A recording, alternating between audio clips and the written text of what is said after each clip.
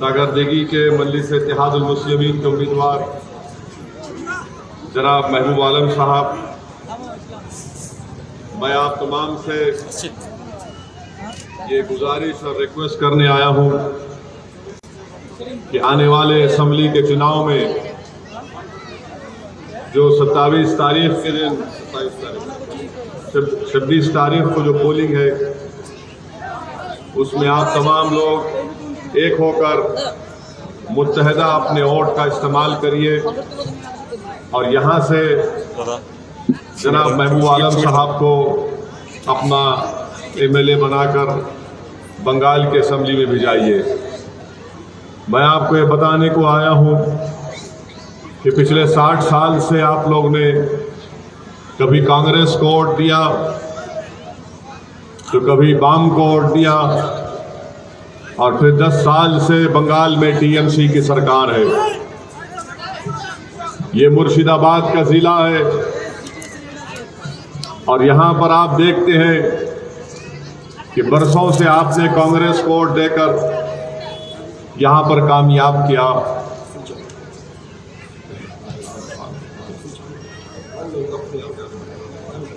और आपको साफ पीने का पानी भी नहीं मिलता है, पानी का रंग लाल है और यहाँ पर हमारे बच्चे और बच्चियों को पढ़ाने के लिए स्कूल का इंतज़ाम भी नहीं है।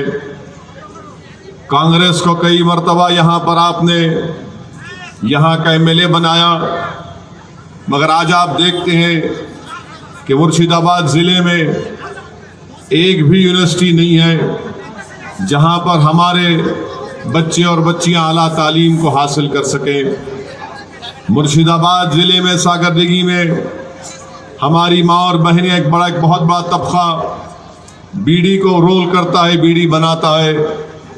आज खुद आप देख लीजिए कि बंगाल में अगर मुस्लिम अक़लियत पसमानदा है, उनसे इंसाफ नहीं मिला तो इसकी जिम्मेदारी किसी हद तक हम पर भी आयद होती है। मेरी आपसे गुजारिश है, ख़ास तौर से हमारी माँ और बहनों से, कि 26 तारीख को आप अपनी जमात मजलिस इत्तेहादुल मुस्लिमीन के हक़ में अपना वोट देकर महबूब आलम को कामयाब करिए। बरसों आपके पास कोई दूसरी पार्टी नहीं थी, आप हालत मजबूरी में कभी TMC को या कभी कांग्रेस को वोट देते थे। आज मजलिस आपके दरमियान में है और हम आपसे वादा कर रहे हैं कि सिर्फ असेंबली इलेक्शन तक नहीं बल्कि इंशाअल्लाह ताला सुबह क़यामत तक बंगाल की सरजमीन पर मजलिस इत्तेहादुल मुस्लिमीन बाकी रहेगी। ये पहला और आखिरी असेंबली इलेक्शन नहीं है, बल्कि हर असेंबली इलेक्शन में हम मुकाबला करेंगे। ज़िला परिषद का हो, ज़िला पंचायत का हो या फिर लोकल बॉडी का हो, और इंशाअल्लाह ताला वक्त भी आएगा जब मजलिस का उम्मीदवार मुर्शिदाबाद की पार्लियामेंट की सीट से भी मुकाबला करेगा। मेरी आपसे गुजारिश है कि अपने वोटों से अपने नुमाइंदों को कामयाब करिए। आज हर आदमी, हर पार्टी आकर आपसे कहती है कि हमको वोट दीजिए। सवाल ये पैदा होता है कि आपने क्या हासिल किया। आज बंगाल में मुस्लिम अक़लियत का हाल ये है कि सब कोई कहता है कि हमको वोट दे दो, मगर हकीकत क्या है? हकीकत यह है कि सिर्फ 6% मुस्लिम अक़लियत की नौकरियां गवर्नमेंट में दी जाती है। सिर्फ 11% हमारे बच्चे हायर एजुकेशन में तालीम हासिल कर रहे हैं। 16% मुस्लिम लड़कियां और लड़कियां ऐसे हैं जो 9 साल और 14 साल के दरमियान में हैं, जो कभी स्कूल को नहीं गए। मेरे अजीज दोस्तों और बुजुर्गों, आज बंगाल की जेल में 38% मुस्लिम पॉपुलेशन अंडर ट्रायल है। हर मैदान में हम पीछे हैं। मेरी आपसे एक ही गुजारिश है कि ये नाइंसाफ़ी का अगर ख़ात्मा करना है तो हमको आपको मिलकर अपनी पार्टी जिसका इम्तियाजी निशान पतंग है, पतंग के निशान पर वोट देकर कामयाब करिए। ये कांग्रेस पार्टी की ही वजह से, कांग्रेस पार्टी की कमज़ोरी ही की वजह से आज नरेंद्र मोदी भारत के वजीर आज़म है। कांग्रेस पार्टी की नाकामियों का खमियाजा आप पर हमको भुगतना पड़ता है। अगर कांग्रेस पार्टी अच्छी होती तो इस देश में बीजेपी कामयाब नहीं होती, मगर कांग्रेस पार्टी की ही वजह से आज पूरे मुल्क में एक नफरत का माहौल पैदा हो चुका है। अगर देश का प्रधानमंत्री नरेंद्र मोदी है तो इसकी बहुत बड़ी जिम्मेदारी कांग्रेस पार्टी पर आयद होती है। मेरे अजीज दोस्तों और बुजुर्गों, मेरी आपसे गुजारिश है कि यही कांग्रेस पार्टी थी जब बाबरी मस्जिद के ताले खोले गए थे, यही कांग्रेस पार्टी थी जिसके दौर में बाबरी मस्जिद को शहीद कर दिया गया था, यही कांग्रेस पार्टी इख्तिदार में थी, पावर में थी जब दिल्ली की सड़कों पर मासूम सिखों के खून से होली खेली गई थी। मेरे अजीज दोस्तों और बुजुर्गों, आज आप देखते हैं कि कांग्रेस पार्टी हर भारत में हर रियासत में ख़त्म हो चुकी है। आज यही कांग्रेस पार्टी के लोग असदुद्दीन ओवैसी पर इल्ज़ाम लगाते हैं कि असदुद्दीन ओवैसी वोट काटने के लिए आए हैं। मैं हमारे गयूर भाइयों से कहना चाहूँगा, हमारी ज़द्दार माँ और बहनों से कहना चाहूँगा, यही कांग्रेस पार्टी महाराष्ट्र में शिवसेना जैसी फिरका परस्त पार्टी को सपोर्ट करके वहाँ पर उद्धव ठाकरे को अपना चीफ मिनिस्टर बनाती है। यही कांग्रेस पार्टी जिसकी सपोर्ट कर रही है महाराष्ट्र में, वो शिवसेना का उद्धव ठाकरे असेंबली में खड़े होकर कहता है कि हमको फख्र है कि हमने बाबरी मस्जिद को शहीद किया। मेरी ज़द्दार माँ और बहनों, मेरे अजीज दोस्तों और बुजुर्गों, यकीनन मुल्क में हमको बीजेपी के बढ़ते हुए कदमों को रोकना है, बीजेपी को शिकस्त देना है, क्योंकि जब से नरेंद्र मोदी देश के प्रधानमंत्री बने, देश का तो काम नहीं कर सकते, मगर वो हमेशा इस बात की कोशिश कर रहे हैं कि इस देश की जो खूबसूरती है, भाईचारगी है, मोहब्बत है, इसका डाइवर्सिटी है, इसको हमेशा के लिए कमज़ोर करके रख देना। आज मैं बताना चाह रहा हूँ आपको कि जब यही नरेंद्र मोदी की सरकार ने CAA का कानून पार्लियामेंट में लेकर आया तो पूरी भारत की पार्लियामेंट में दुनिया ने देखा कि अगर कोई था जिसने नरेंद्र मोदी के सामने आंखों में आंखें डालकर उसके 306 MPs की आंखों में आंखें डालकर किसी ने CAA के कानून को फाड़ दिया तो उसका नाम असदुद्दीन ओवैसी था। मेरे अजीज दोस्तों और बुजुर्गों, यही बीजेपी ने मुस्लिम हमारी बहनों से झूठा हमदर्दी का दावा किया और ट्रिपल तलाक जैसा गैर कानूनी कानून बना दिया। ट्रिपल तलाक का कानून जो बनाया गया उस इंसाफ नहीं मिलेगा बल्कि उससे नाइंसाफी की जाएगी। मेरे अजीज दोस्तों और बुजुर्गों, आज बंगाल में बीजेपी के 18 MP जीत कर आ गए, इसका जिम्मेदार कौन है? मुझ पर उंगली उठाने वालों, मैं तुमसे पूछ रहा हूं, क्या कांग्रेस की कमजोरी की वजह से, क्या ममता बनर्जी की कमजोरी की वजह से, क्या बीजेपी के यहाँ पर 18 MP कामयाब कैसे हो गए? मजलिस या असदुद्दीन ओवैसी तो 2019 का पार्लियामेंट के चुनाव में हमने तो इलेक्शन नहीं लड़ा था, मगर मेरे अजीज दोस्तों, हकीकत यह है कि आज बीजेपी हो या फिर तृणमूल हो या कांग्रेस हो, इनका वोटर बीजेपी को वोट दे रहा है। ये सिर्फ ये कहकर हमको डरा रहे, फुसला रहे, मगर आज आप देखते हैं कि इनके पास कोई ताकत नहीं है कि वो बीजेपी को, इनकी बंगाल में जो कामयाबी पार्लियामेंट में हुई, इसका जिम्मेदार यही दोनों पार्टीज है, चाहे कांग्रेस हो या फिर ये आपके TMC हो। मैं आपको ये भी बताना चाहता हूं कि आप बंगाल में शीतलकुची में जो कुछ हुआ कि जहां पर 4 लोगों को सेंट्रल पैरामिलिट्री फोर्सेस की गोलियों ने उनको ख़त्म कर दिया, उनकी जान ले ली, वहीं पर एक आनंद बर्मन नामी एक शख्स जो वोट डाल रहा था उसकी भी मौत हो गई। मैं इसकी मौत के बाद बीजेपी कहती है कि ऐसे शीतलकुची के तरह और 4-5 वाक़यात होंगे। मैं बीजेपी से पूछना चाहता हूं, क्या आप हमारी लाशों पर बंगाल में अपना सियासी महल तामीर करेंगे? क्या आप हमारे खून पर अपनी कामयाबी को बनाएंगे? आखिर ये कौन सी राजनीति है कि एक 4 लोग मर जाते हैं, एक बच्चा मर जाता है तो आप कहते हैं कि शीतलकुची की तरह और 4-5 वाक़यात किए जाएंगे? क्या बंगाल में बहने वाले गरीब की खून की कीमत नहीं है, चाहे वो मुसलमान हो या राजवंशी हो? ये इंसान है। क्या मरने वालों के ख्वाब नहीं थे? क्या मरने वालों के घर में बीवी और बच्चे नहीं नहीं थे? क्या मरने वालों के माँ बाप नहीं थे कि जवानी में उनकी जवानी को, जिंदगी को छीन लिया गया? मेरे अजीज दोस्तों और बुजुर्गों, याद रखिए मेरी इस बात को, अगर आप बीजेपी और आरएसएस के नापाक अज़ाइम में उनको रोकना चाहते हैं तो मेरी आपसे गुजारिश है कि आपकी पार्टी मजलिस इत्तेहादुल मुस्लिमीन को अपने वोट से कामयाब करिए, दुआ करिए।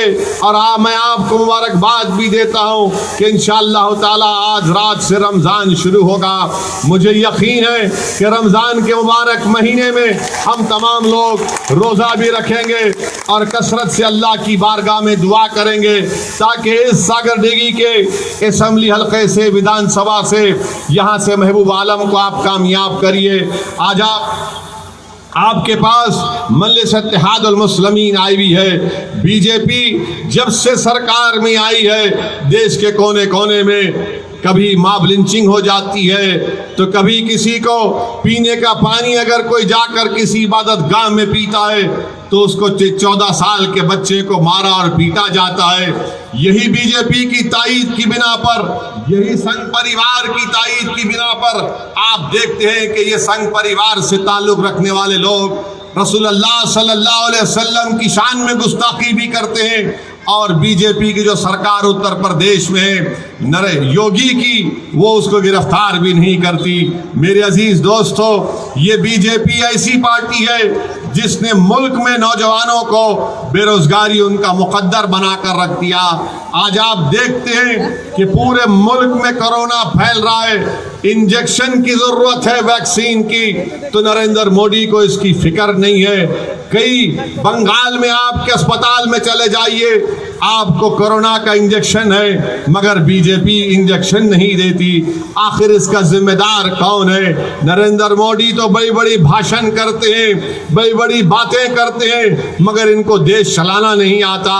ये बांग्लादेश तो चले गए और बांग्लादेश में जाकर नरेंद्र मोदी ने वहां पर बांग्लादेश के जनता से कहा कि मैंने बांग्लादेश के लिए सत्याग्रह किया, मगर यही बंगाल में आज देखते हैं कि बीजेपी के लोग कहते हैं कि मुर्शिदाबाद में घुसपैठी घुसे हैं, मुर्शिदाबाद में बांग्लादेशी हैं। खुद दिलीप घोष ने कहा था कि 1 करोड़ से ज्यादा लोग बंगाल में बांग्लादेशी हैं। आखिर ये कब तक ये नफरत फैलाते रहेंगे? मेरे अजीज दोस्तों, मेरी इज्जतदार माँ और बहनों, आपको अपने मासूम बच्चों के मुस्तकबिल को सोचना है। आपको अगर अपने इस सागरदिघी में अपने बच्चों के लिए, अपनी बेटियों के लिए स्कूल की जरूरत है, यहाँ पर कॉलेज की जरूरत है, साफ पीने के पानी की जरूरत है, और सबसे ज्यादा आपको जरूरत है कि आपकी एक आजाद सियासी आवाज हो जो बंगाल के असेंबली में जाकर गूंजे। कब तक आप कांग्रेस की ममता बनर्जी का साथ देते रहेंगे? ये आपको सिर्फ वोट हासिल कर रहे हैं, इंसाफ नहीं कर रहे, ये हमको गुलाम बनाकर रखना चाहते हैं। मेरे अजीज दोस्तों और बुजुर्गों, एक तरफ नरेंद्र मोदी अपने आप को हिंदू नेशनलिस्ट कहते हैं, तो दूसरी तरफ कांग्रेस के राहुल गांधी अपने आप को जनियोधारू हिंदू कहती हैं, तो तीसरी जानिब ममता बनर्जी कहती है कि मैं हिंदू ब्राह्मण हूं। बताइए फिर आपके पास क्या ऑप्शन है? आप किसकी तरफ देखेंगे? एक तरफ हिंदू नेशनलिस्ट है, एक तरफ कांग्रेस का जनियोधारू है, तीसरी जानिब ममता कहती है कि मेरा गोत्रा छांट लिया है, मैं हिंदू ब्राह्मण हूं और चंडी पाठ पढ़ती है। बताने का मकसद ये कि आज आपकी कोई अहमियत नहीं है, आपकी कोई वोट की कीमत नहीं है, आपकी गरीबी के ताल्लुक से इनके पास कोई प्रोग्राम नहीं है। हालत मजबूरी में आपका वोट हासिल करना चाहती हैं। आज यहाँ सागरदिघी से एक मुकामी काबिल नौजवान जो हमारे मजलिस के उम्मीदवार हैं, जनाब महबूब आलम साहब को वोट दीजिए, इनको अपना महबूब बना लीजिए। आपने बरसों कांग्रेस को वोट दिया, आपने कभी टीएमसी का साथ दिया। मैं आपसे वादा कर रहा हूं कि यहाँ से मजलिस इत्तेहादुल मुस्लिमीन के उम्मीदवार को कामयाब करिए, पतन के निशान पर बटन दबाइए, अपने इत्तेहाद का सबूत दीजिए। आज आपको यहाँ से सागरदिघी से अगर कोई गुंडागर्दी करता है, कोई गरीबों पर जुल्म करता है तो इस गुंडागर्दी और जुल्म का भी खात्मा आपको करना है। आपको इस सागरदिघी में, मुर्शिदाबाद में आप अंदाजा लगाइए कि 50% हमारी बहनें बीड़ी का काम करती हैं, रोल करती हैं, मगर यही नरेंद्र मोदी की हुकूमत एक कानून को लेकर आया जिसका अगर अमल होगा तो कानून का बहुत बड़ा नुकसान हमारे बीड़ी बनाने वाले कारोबार पर पड़ने वाला है। इसीलिए हम आपसे अपील कर रहे हैं कि इस सागरदिघी से नरेंद्र मोदी को अगर हराना है तो महबूब आलम को आप वोट देना है। आप बीजेपी को हराएंगे, रोकेंगे इंशाअल्लाह ताला। कांग्रेस पार्टी में दम कम नहीं है, कांग्रेस पार्टी बिल्कुल कमजोर पड़ते जा रही है। अब कांग्रेस पार्टी में वो ताकत भी नहीं है कि बीजेपी को रोक सके। आज भारत देश में एक नई सियासी क़यादत की आपको जरूरत है। हम कब तक इन लोगों, इन पार्टीज की गुलामी करेंगे? हम कब तक डर डर कर जिंदगी गुजारेंगे? हम कब तक अपनी जबानों को नहीं खोलेंगे? हम कब तक हमारे मासूम बच्चे और बच्चियों के तालीम के मुस्तकबिल को बर्बाद होता देखते रहेंगे? हम कब तक अपने नौजवानों की जिंदगियों को जेल की सलाखों के पीछे सड़ता हुआ देखेंगे?